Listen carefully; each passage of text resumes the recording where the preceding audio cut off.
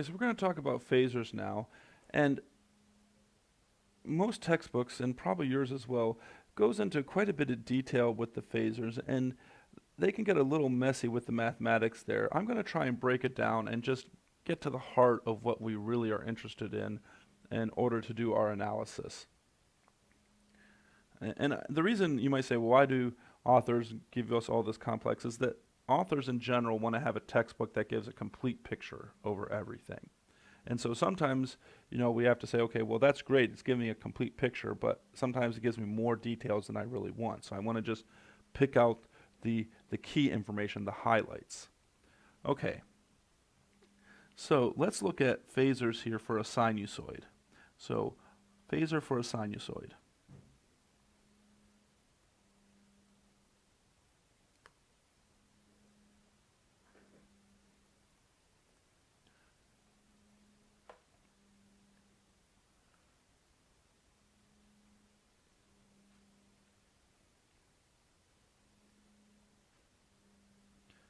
So I'm going to go ahead and say we have some voltage source, V sub m, cosine omega t plus theta. Now the phasor, believe it or not, is actually pretty straightforward. The phasor is simply, and I'll write it once like this. I'm not going to do this in general. I'm just going to write capital letters. But phasors are usually actually given a boldface indication. That's easy to write in a textbook, but it's harder to write when you're writing things by hand. And I don't expect you to do bold either. But a phasor here, so this is a phasor voltage. So capital V in boldface is actually just Vm at an angle of theta. So what are we doing here? If we're given a sinusoid, the phasor for that sinusoid is simply the amplitude and the angle. Because it turns out that's all we need currently from this sinusoid in order to do circuit analysis. We just need to know what the amplitude of the cosine is and the phase angle. And notice here though, what is this? This is the polar format for a complex number.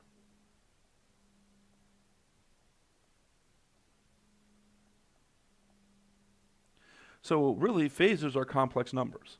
So that's why we need to know how to use complex numbers, because if we're going to use phasors to analyze circuits, well, then a phasor is a complex number. Now we have to be very careful here. Let's look at another one here, and I'll just, because we can do the same thing with the sinusoids for a current. So let's say I, but I'm going to say here this is I sub m sine omega t plus theta. Now I'm going to write down the mistake a lot of people make, so you might not want to include this in your notes. The mistake that most people make is they say then that the phasor I is equal to I sub m at an angle of theta. And this is wrong. So I'm going to erase that. That's wrong. You might say, but that's what I did up here. I just said all I'm interested in is the amplitude and the angle. Why am I not? Why does the sine function make a difference? Well, because the phasor is defined for the cosine function. To do this phasor transformation, it needs to be a cosine function. This is a sine function. That's not a big deal though. We can rewrite this, remember in one of our previous videos, that the sine function is really just the cosine function with a phase shift.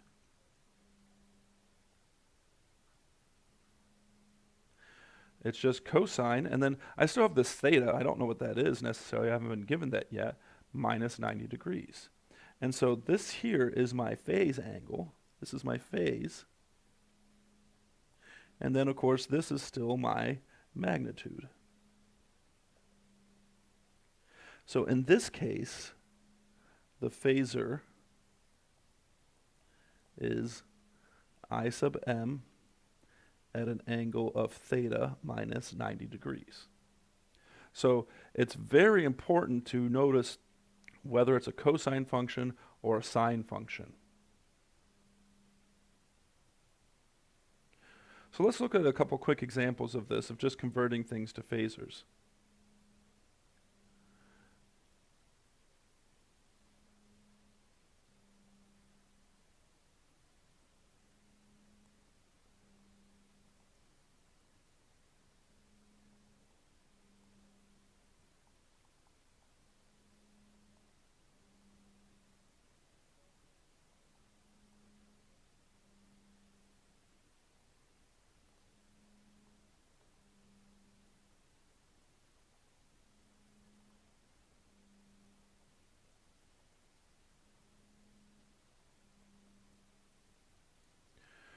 Okay.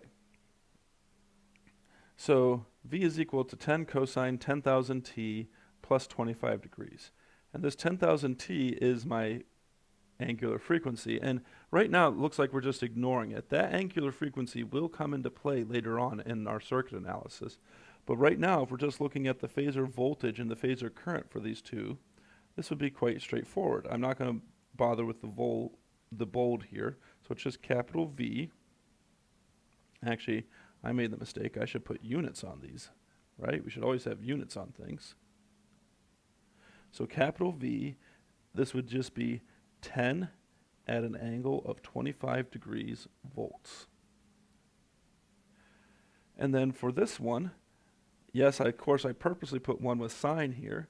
So we would write this as I is equal to -5, change this to a cosine function, 10t minus 25 degrees minus 90 degrees milliamps, which would be -5 cosine of 10t minus 115 degrees milliamps. And so then capital I, of course, is just -5 at an angle of -115 degrees milliamps. And so that's all there is to convert these to phasors. And now you can do the exact same thing going backwards. What do I mean by going backwards? Well, if we were given that my phasor voltage is 25 at an angle of 10 degrees, well then we know that the voltage is volts 25 cosine. Now I don't know what the angular frequency is, so I'll just write omega t, but then it would be plus 10 degrees volts. So you can go back and forth on these.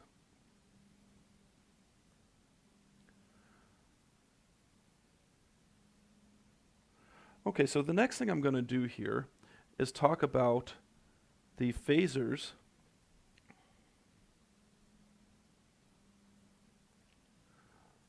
for circuit elements.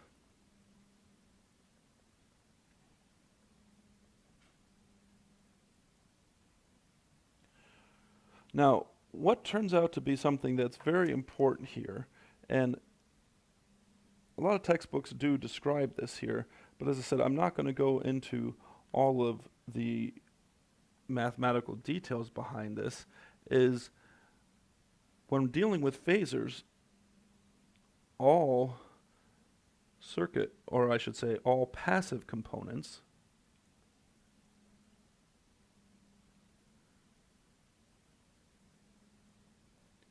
resistor, capacitor, inductor, behave according to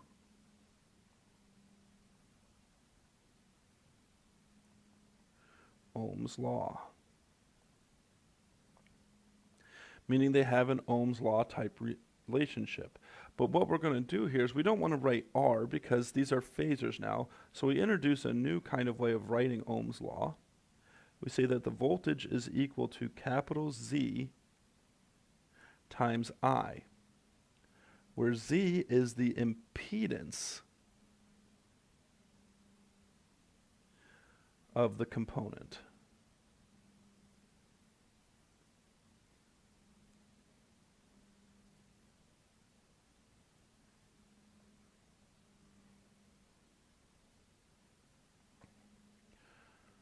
Okay, so what we need to now have is a formula for the impedance of the components. So I'm just going to make a table here for us. So here's the component.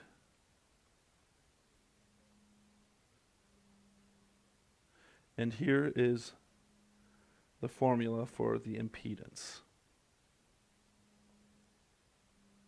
And as a side note, impedance has a unit of ohms, just like resistance. And you'll see why in a second. So if we have a resistor,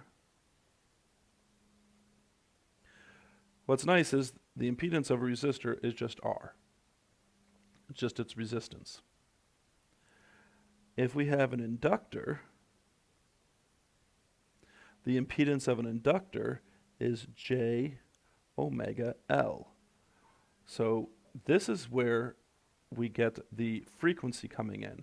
Remember, we had the sinusoid here. We hadn't done anything with the frequency yet. That's where it comes in. And I'm going to emphasize here in parentheses, omega is the angular frequency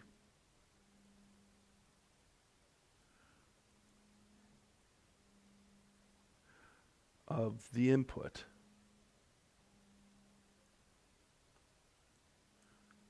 Whatever your power supply is. And of course, L is still your inductance, but then notice you've got a J here. It's imaginary. So we get a complex value for our impedance for an inductor. And then for a capacitor,